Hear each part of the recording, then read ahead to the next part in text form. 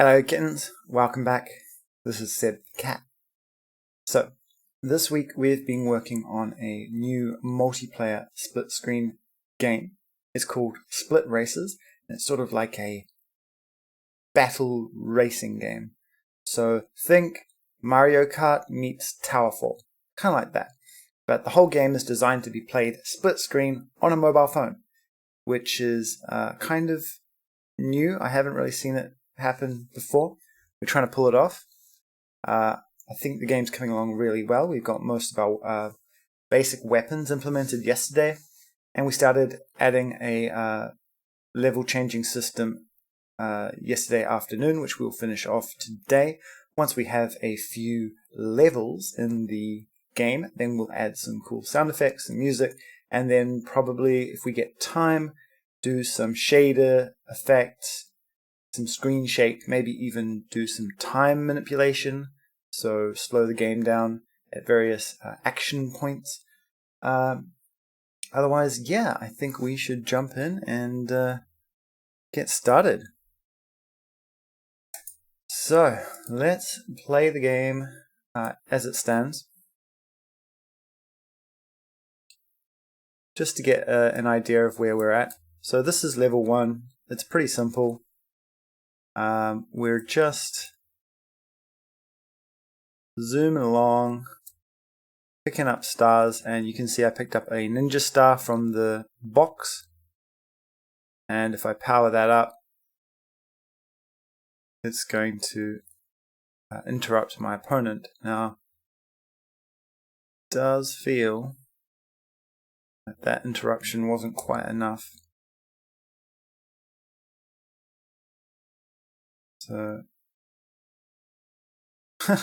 that time he really got screwed. Okay. So that was way too much, wasn't it?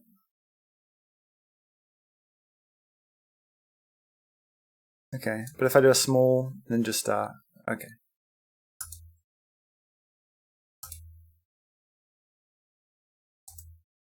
So our ninja stars, we get more stars the more you power up the weapon. And I'm just loading these weapons into my inventory using a cheat code, but normally you'd have to pick up a box for that. So we've got our missile, we've got our ninja star, and we've also got an ice beam, or just an ice. And that freezes the player. Now that freeze effect is pretty terrible, but it gets us there for now, and we'll be updating the graphics later on. I think we'll do some sort of shader effect maybe. Okay. So if I whack this ice here, smack.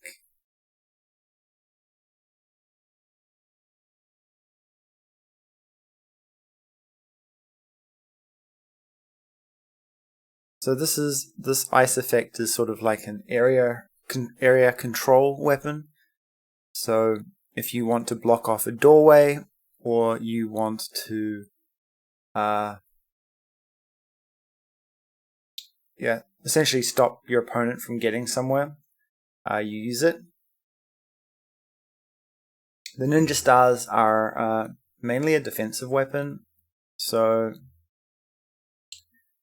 let me just finish this level. So what we'll say is, like, if player 2 on the right hand side, if they grab an icicle, right, and okay, so we're about to shoot the icicle. We'll load a ninja star into our inventory, and they're going to let go. So I was able to sort of just I wasn't quite quick enough, but I should have been able to stop the, if I'd been quicker, I'd be able to stop that ice from hitting me. So maybe if we go further away. Well, we can try what happens when two ninja stars go off against each other. So if we go here. So what I'm expecting to happen, what I'm expecting to happen is both Ninja Star sort of circles are going to collide with each other. Okay, so the Ninja Stars, if they collide with each other, they cancel each other out. But one of those stars got through and hit me. Okay, so I'm pretty happy with those basic mechanics. We'll be adding some new weapons and tweaking the current ones pretty soon. I want to add a conveyor belt, sort of like force system. But other than that, we're just designing our levels, I think. So we've got this level 2, which is a lot more involved. There's quite a lot more stars going on here.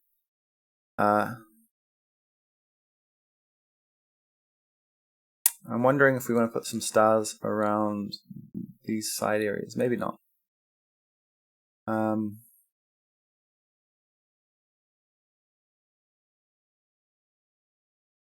Maybe a couple more stars like in this middle area.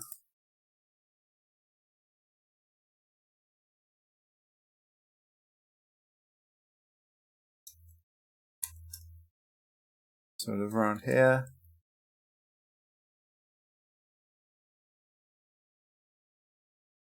Okay.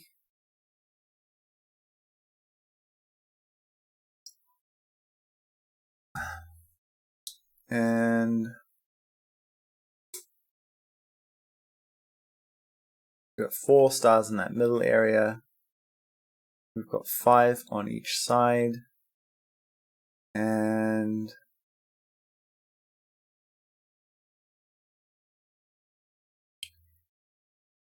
maybe a couple more through each of these areas here.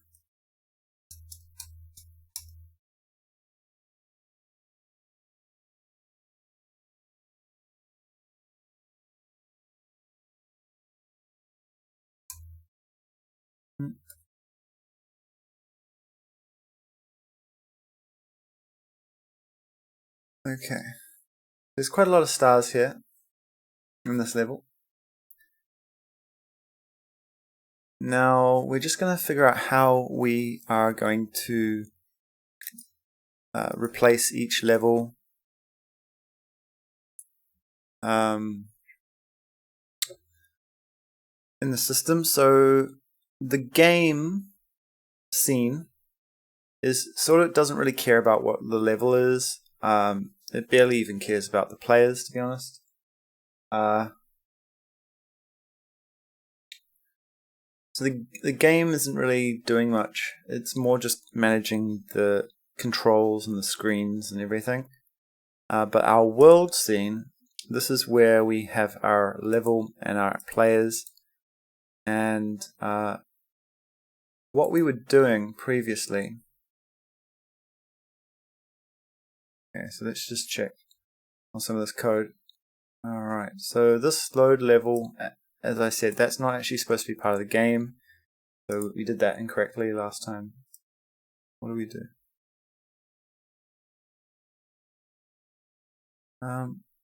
Okay. So let me just check. Still okay.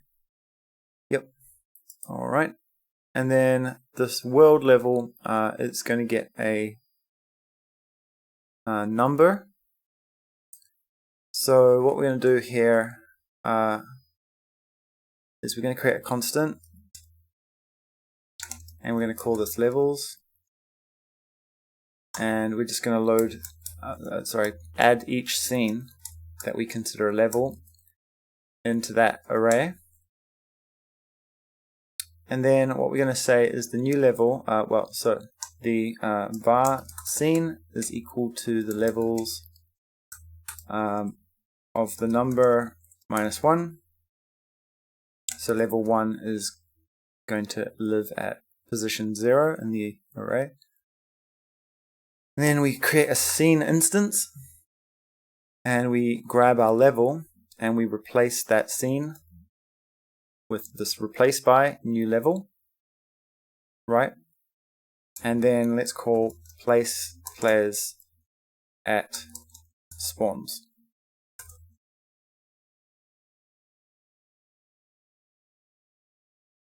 Right? So when we want to place our players at the spawns, func place players at spawns.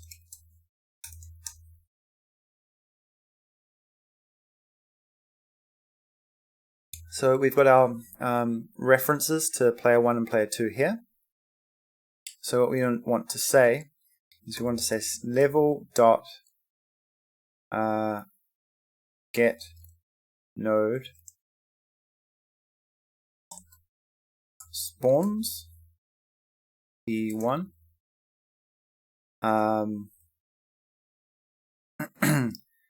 and say place player at, and then we'll put player 1 there, and we will do the same thing here but with p2 and grab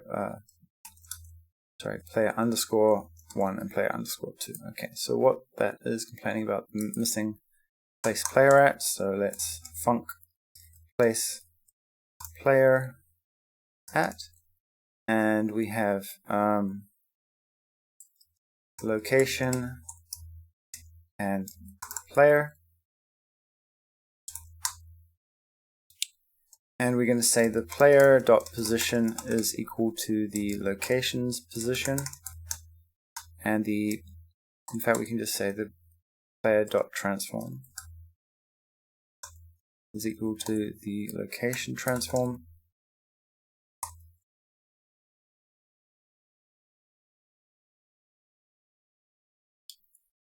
And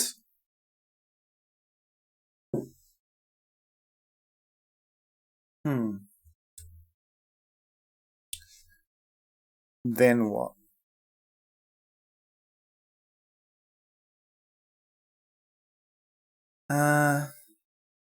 I think we hide these. We have to figure out a way for these to only be shown in the editor.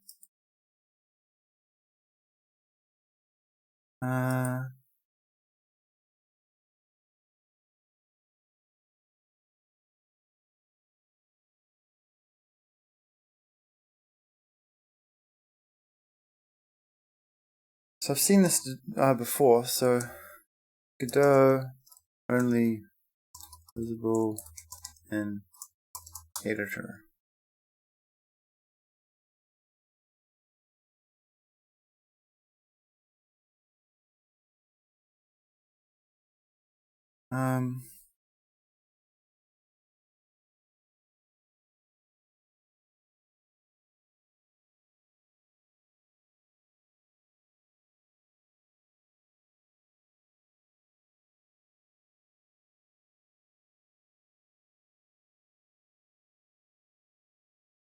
So what's this?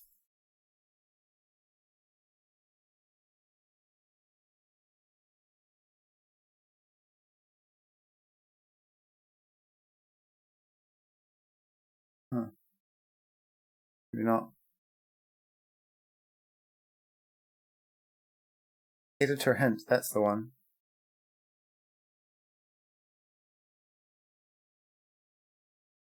Editor hint in Godot.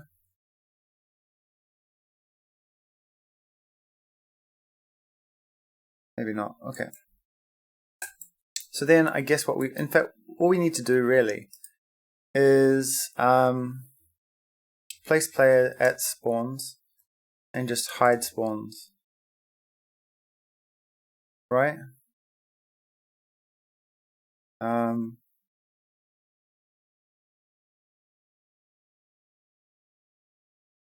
Whenever we load a level, we can just hide the spawns